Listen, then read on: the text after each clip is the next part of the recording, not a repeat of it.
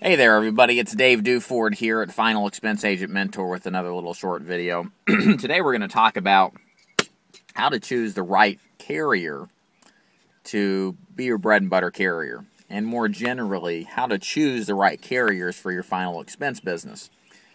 Now, this is a fairly important topic. It's something that isn't really discussed well. Most people come into this business, they pick whatever their agency or upline demands that they pick, and then they write it. And what people find out, again, I have this saying when I sit down with new agents: you don't know what you don't know. So you need to find somebody that's credible, has experience, that will show you the things you don't know about, but also that you feel a good sense of trust and sincerity from, because you want somebody that points you out in the right direction. So when you look for a carrier and you're looking for the best option, what you want is a carrier that is specifically dedicated and committed to writing final expense business and being in the final expense business and understanding the final expense business. Now, again, new agents sometimes will ask, they'll say, hey, Dave, hey, they got a final expense application, they've got an underwriting, that means they did their actuarial analysis to see if this product would stand and face up to kind of what they would expect to be profitable. So wouldn't they have an understanding of final expense? No, not necessarily.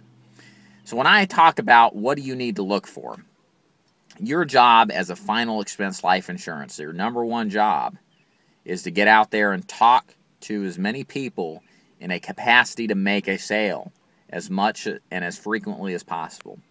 What you don't want to be involved in as a final expense agent is the administrative side of this business.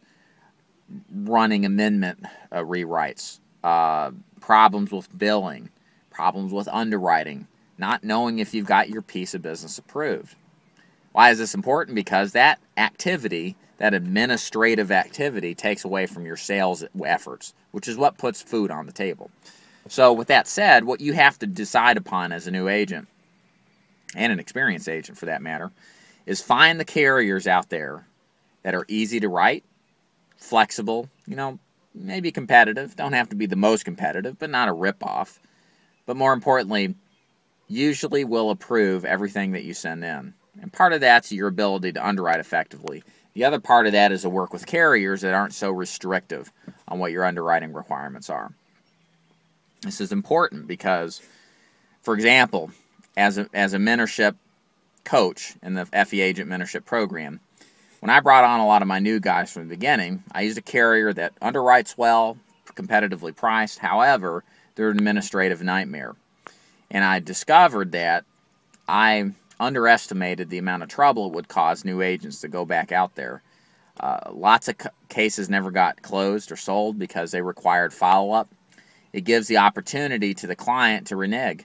It gives them the opportunity to change their mind. Whereas if you close a deal, you leave, you got the deal closed.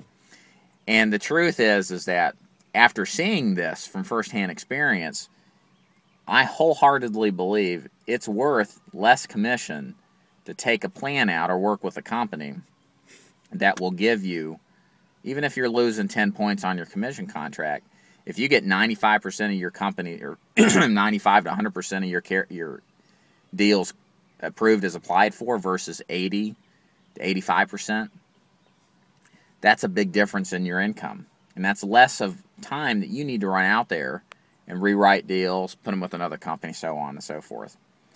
So what do you need to look for? Well, first of all, for a new guy, the most important thing to look for is a company that will do a point-of-sale interview, that will give you a decision at the end of the phone call. There are a lot of companies out there that do point-of-sales, but they don't necessarily give you a decision.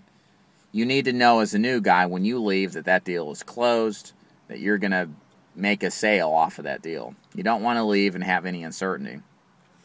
If you work with a carrier that doesn't have a point-of-sale interview, you want to make sure that their design of their application is easy to understand and that their record for getting business approved as applied for is pretty high. I've got carriers in both segments that maybe are 3 or 4 pages long. The interview's quick, easy. You always get a decision at the end of the call.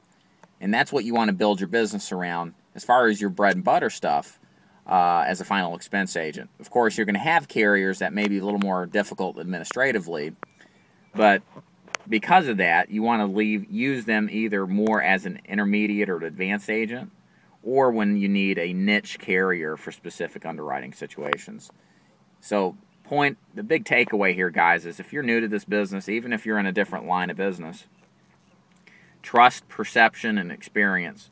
Go with a carrier that's simple to understand, that covers most of your bases, and will get the job done without you requiring to become a gopher for the companies to get amendments signed and all this crap. So my name again is David Duford. You can check me out in my program at Final Expense Agent Mentor at feagentmentor.com. Any questions there, check out my videos. I got a lot of them. Got a lot of videos on YouTube and some articles as well for you to review. And if you need to contact me, my contact information is on the bottom of the homepage. And I just want to thank you very much for listening. Take care.